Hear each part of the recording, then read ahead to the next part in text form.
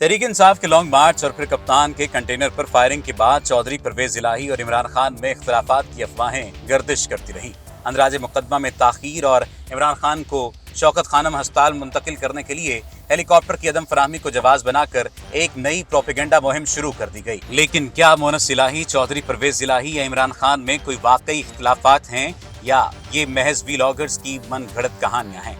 इस बारे में सीनियर सहाफी और हाल ही में इमरान खान से जमान पार्क में मुलाकात करने वाले आफ्ताब इकबाल ने जमीनी हकायक सामने रखते हुए फ्रीकैन का मौक़िफ़ भी कौम के सामने पेश कर दिया। आफ्ताब इकबाल ने जमान पार्क में अस्पताल से डिस्चार्ज होने के बाद इमरान खान से मुलाकात की थी और इस मुलाकात की तस्वीर भी सामने आई थी जो ज़ेर बहस रही। इस मुलाकात के बाद आफ्ताब इकबाल ने कई अहम इंकशाफात करते हुए इमरान खान और परवेज इलाही में इख्तलाफात की तरदीद की।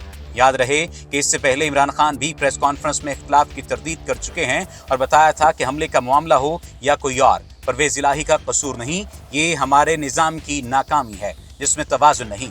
इमरान खान के इस बयान पर चौधरी मोनस इलाही ने भी सोशल मीडिया पर उनका शुक्रिया अदा किया। जमान पार्क में होने वाली मुलाकात के बाद एक मौके पर जब आफ्ताब इकबाल से इमरान खान और परवेज इलाही के दरमियान इख्तलाफात बारे सवाल किया गया तो जवाब मिला कि मेरे इल्म के मुताबिक कोई सच्चाई नहीं। परवेज और मोनस इंतहाई मंजे हुए सियासतदान हैं, उन्हें भी आम इंतखाबात नजर आ रहे हैं। उनकी पावर बेस ही इमरान खान है। इमरान अब जिस लहर पर सवार हैं और इसकी पार्टी के अंदर जो अमूमी खलंडरापन है उसके पेश नज़र पंजाब में एक मंजा हुआ सियासतदान इंतहाई जरूरी है, खासतौर पर जब आपने बुज़दार जैसे बंदे के साथ इनिंग्स खेली हो जिसने 100 गेंदों पर 12 स्कोर किए। ऐसी सूरत में परवेज इलाही ने एक से ज़ायद मरतबा इमरान खान को हेड ऑन से बचाने में अहम किरदार अदा किया। इमरान खान नफा नुकसान नहीं सोचता, अगर सोचता तो आज उसी की हुकूमत होना थी।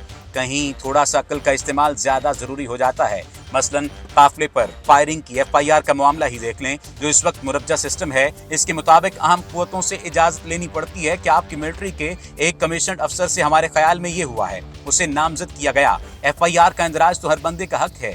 FIR का मतलब किसी को मुजरिम करार देना नहीं होता। पहले सबूत फराहम करने हैं तो तफ्तीश का मरहला ही क्यों है? ये मरहला तो आता ही बाद में है। कोई कहे कि बादशाह और वजीर मुलजिम है तो इसमें कोई दो राय नहीं होनी चाहिए, यही कायदा कानून है। लेकिन बाज मजबूरियां और मसाइल होते हैं। परवेज इलाही क्या कर सकता है? वो बतौर वजीर आला कोई FIR तैयार करवा भी दे तो पूरे पंजाब में एक SHO का नाम बताएं जो ये जुर्रत कर सकता है। मौजूदा हालात में ये मुमकिन नहीं था। एक बराए नाम सी FIR काट दी गई। अदालत को भी पुलिस ने शक्ल दिखाना थी।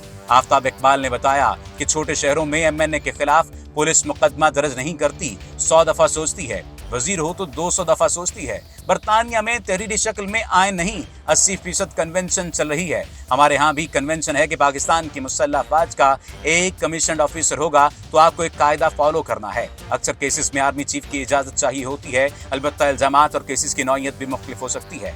इस कन्वेंशन को तोड़ने के लिए SHO से IG और वजीर आला तक तोड़ने के लिए कोई भी तैयार नहीं।